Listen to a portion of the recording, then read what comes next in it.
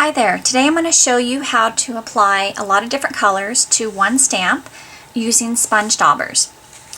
This card here uses a stamp set called Swallowtail, and you can see I've added some different colors from the center out to give it kind of a rainbow effect. So I'll show you how to do that. The stamp set that we're using, again, is called Swallowtail. It's a large single stamp. You're going to place it on the largest block that you have, and we're going to use sponge daubers. I like to work from the middle out. So the body of the Swallowtail is going to have a new in color, and it's called Baked Brown Sugar. The sponge daubers will fit on the end of your fingertips. The ink pads have a little opening here, so if you're working with a lot of daubers, you can just set them right there and it'll keep them from rolling around on your table. So you're going to put the dauber on the end of your fingertip, you're going to pat it on your ink pad, and you're going to go to the stamp and you're going to pat it.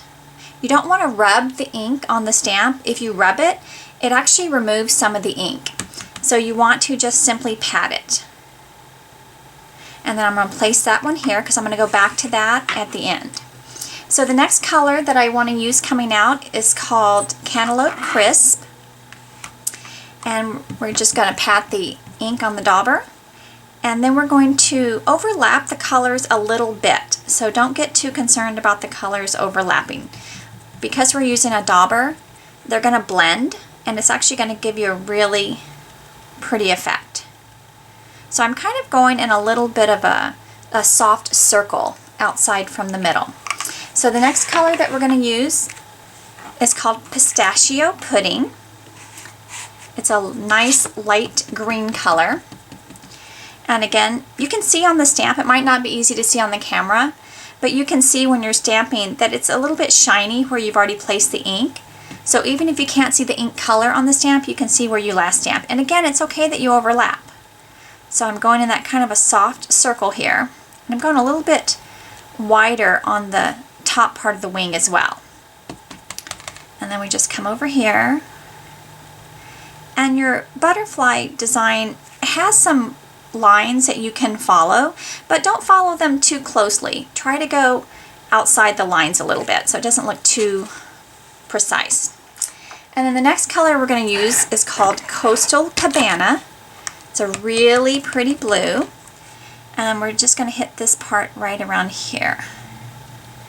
Now again, it's okay to overlap these colors, so don't get too crazy about following the lines of the butterfly exactly. It's okay that they blend a little bit, and you actually kind of want that. Okay, so the last color is called Strawberry Slush, and we're going to hit just the outside edges and just kind of finish this off. And I am kind of purposefully overlapping that last color that I put on. So I don't want it to be a straight line between colors. You want it to be a little bit softer. And again, you're just patting. You don't want to rub the ink on because that'll actually remove the ink. And then because I used the baked brown sugar in the middle, I want to hit the edges of the butterfly with that baked brown sugar again. So I'm going to go back to that last color. We're almost done, so you can see how it doesn't take a long time to do this. So I'm just going to hit the outside edges of the butterfly.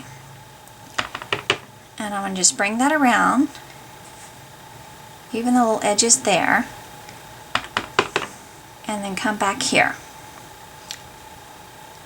You can actually use a dauber for a specific color if you want to mark it with a label, or you can simply rinse them and then use them for other colors later.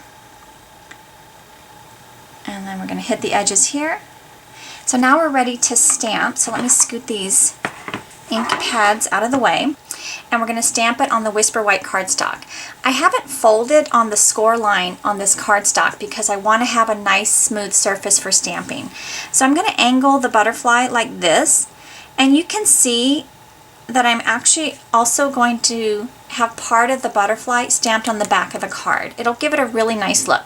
Now this is a big stamp, with a lot of detail. So you do want to take your time and press, press, press. So I like to hold it with one hand and press with the other. If you're more comfortable standing and pressing on these large background stamps, that's fine too. So just press, press, press, and then you're gonna lift this up. Isn't that pretty? So you have all these beautiful colors.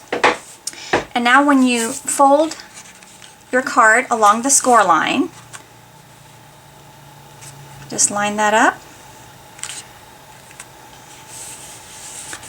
You can see that part of the image is on the back. And I'll show you the original card here. The way that I finished it off is I took the same sponge dauber with the baked brown sugar ink and I sponged the edge of the cardstock. I stamped a greeting and the Coastal Cabana and punched it out with the decorative label punch, and I also sponged those edges and popped it up with dimensionals. So you can see that that's kind of raised up a little bit. I felt like it was missing something down here at the bottom of the card, so I just added some white organza ribbon and tied it in a simple knot at the bottom. I like the organza ribbon because you can still see the design of the butterfly through the sheer part of the ribbon. So I hope you enjoyed this technique and we'll give it a try. For more ideas, you can visit me at KeenanCreations.com. Thank you.